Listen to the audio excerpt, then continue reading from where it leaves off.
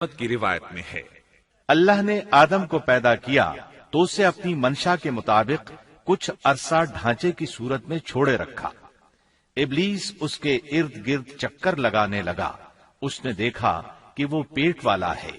وہ سمجھ گیا کہ یہ مخلوق اپنے آپ پر کنٹرول نہیں کر سکے گی۔ اس حدیث سے معلوم ہوتا ہے کہ انسانوں کی طرح جنات کا پیٹ نہیں ہے، صرف انسان ایسا ہے جس کا اندر والا حصہ کھوکھلا ہے۔ بہرحال اللہ نے انسان کو اس شکل و صورت میں پیدا فرمایا۔ احادیث مبارکہ میں آدم علیہ السلام اور ابلیس ملعون کا قصہ تفصیل سے بھی موجود ہے اور مختصر بھی۔ مثلا تفسیر تبری میں سیدنا عبداللہ بن عباس رضی اللہ عنہما سے روایت ہے، اللہ تعالیٰ نے آدم علیہ السلام کی مٹی کا حکم دیا، مٹی لائی گئی۔ اللہ تعالیٰ نے آدم علیہ السلام کو لیسدار اور بدبودار سیاہ مٹی سے پیدا فرمایا، اور یہ کام اللہ نے اپنے مبارک ہاتھوں سے کیا۔ آدم 40 راتیں مجسمے کی صورت میں پڑے رہے، جسم موجود تھا لیکن روح نہیں تھی۔ ابلیس آتا، اس ڈھانچے کو ٹھوکر لگاتا تو جسم سے ایسی آواز نکلتی جیسے خالی مٹکے پر ہاتھ مارنے سے نکلتی ہے۔ اسی لیے اللہ نے بھی فرمایا ہے کہ وہ کھنکھناتی مٹی سے پیدا کیے گئے۔ آدم علیہ السلام میں روح ڈالنے سے پہلے ایک مرتبہ فرشتوں کا ان کے پاس سے گزر ہوا تو وہ کچھ گھبرا سے گئے۔ ابلیس کو تو بہت زیادہ گھبراہٹ کا سامنا کرنا پڑا۔ وہ گزرتے ہوئے ٹھوکر مارتا اور کہتا، تجھے کسی خاص مقصد کے لیے پیدا کیا گیا ہے۔ یہ کہہ کر وہ آدم کے منہ میں داخل ہو جاتا اور کمر کے راستے باہر آ جاتا اور فرشتوں سے مخاطب ہو کر کہتا، اس سے گھبرانے کی کوئی ضرورت نہیں۔ اگر مجھے اس پر مسلط کر دیا گیا تو میں یقیناً اسے ہلاکت میں ڈال دوں گا، اور اگر اسے مجھ پر مسلط کر دیا گیا تو بلا شبہ میں اس کی نافرمانی کروں گا۔ اندازہ کیجئے وہ تعجب کر رہا ہے کہ انہیں کیوں پیدا کیا گیا ہے۔ اس کی آدم علیہ السلام سے دشمنی کس قدر پرانی ہے، گویا ابتدا ہی سے یہ عداوت پر ڈٹ گیا تھا۔ بہرحال اللہ نے آدم میں روح پھونکی۔ اس مضمون کو قرآن مجید میں جا بجا ذکر کیا گیا ہے۔ اللہ تعالیٰ فرماتے ہیں، جب میں اس کو ٹھیک ٹھاک کر لوں اور اس میں اپنی روح پھونک دوں تو تم سب اس کے سامنے سجدے میں گر پڑنا۔ ایک اور جگہ فرمایا، اللہ تعالیٰ کے نزدیک عیسیٰ علیہ السلام کی مثال ہو بہو آدم علیہ السلام کی مثال ہے۔ اللہ نے انہیں مٹی سے بنا کر کہا، ہو جا، وہ ہو گئے۔ اللہ نے آدم علیہ السلام کو مٹی سے پیدا کیا، اپنے ہاتھوں سے بنایا، پھر اس میں روح پھونکی۔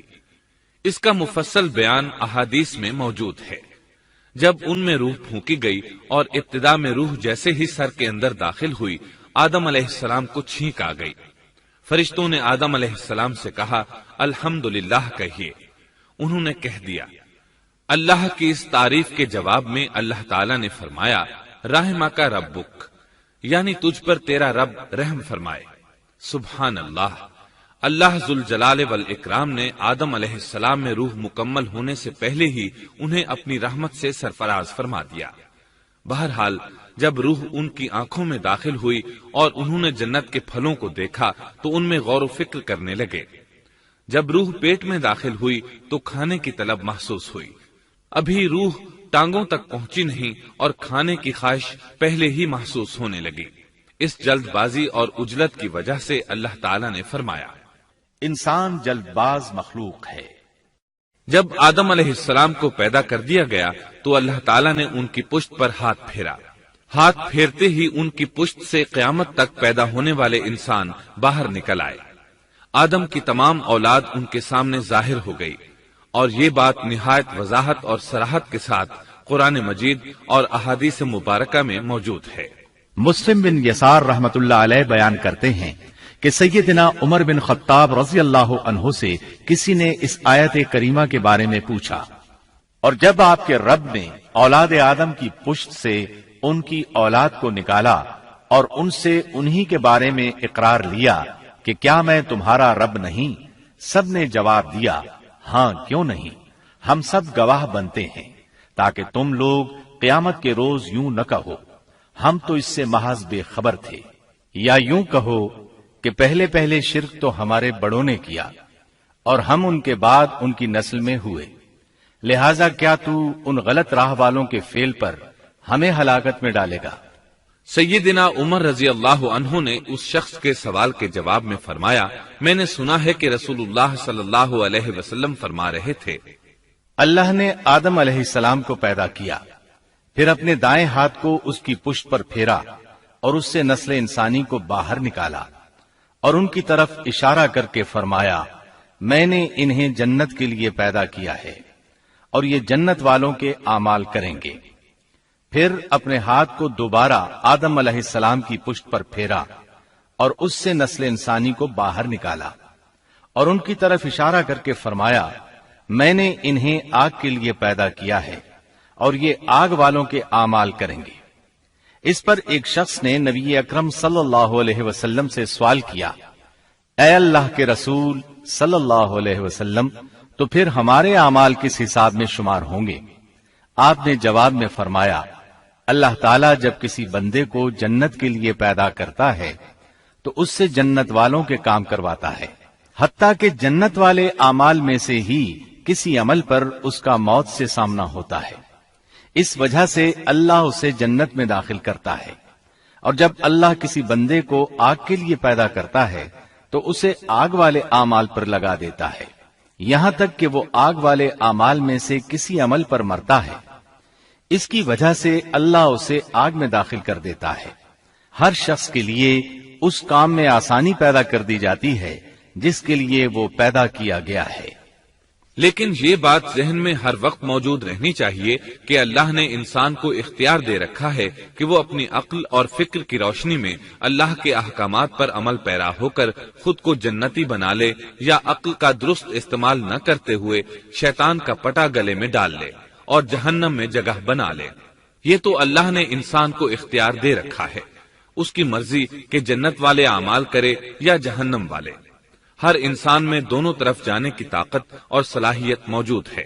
اللہ نے انسان کو مجبور نہیں بنایا، البتہ ہر انسان کو جو بھی رویہ اختیار کرنا تھا اللہ کو اس کا علم تھا، اور اس کا علم برحق ہے، قطعی ہے، اس میں کوئی غلطی نہیں ہو سکتی، اس لیے اس نے اپنے علم کے مطابق تقدیر لکھ دی۔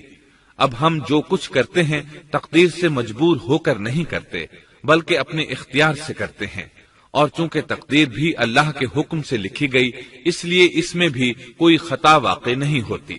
لہذا تقدیر کا یہ مطلب نہیں کہ انسان تقدیر کی بنا پر ہدایت ماننے یا نہ ماننے پر مجبور ہے، ایسی بات قطعاً نہیں۔ اور درست بات یہ ہے کہ تقدیر کا مسئلہ بہت زیادہ پیچیدہ ہے اور مشکل ترین مسائل میں سے ہے، یہاں اس کی تفصیل کا موقع نہیں۔ جب اللہ نے آدم علیہ السلام کو پیدا کر لیا اور اس میں اپنی روح پھونک دی تو فرشتوں کو حکم دیا کہ آدم کو سجدہ کرے۔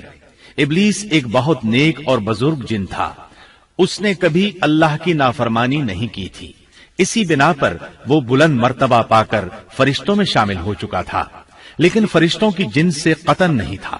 اللہ نے اسے اطاعت اور فرما برداری کا صلہ دیا تھا، اس کی عزت اور اکرام کرتے ہوئے آسمان میں بسایا تھا، لمحہ بھر کے لیے بھی اس نے اللہ کی نافرمانی نہیں کی تھی، اور پھر اللہ نے آدم کو سجدہ کرنے کا حکم دیا، اور اس حکم کے مخاطب فرشتے اور ابلیس تھے۔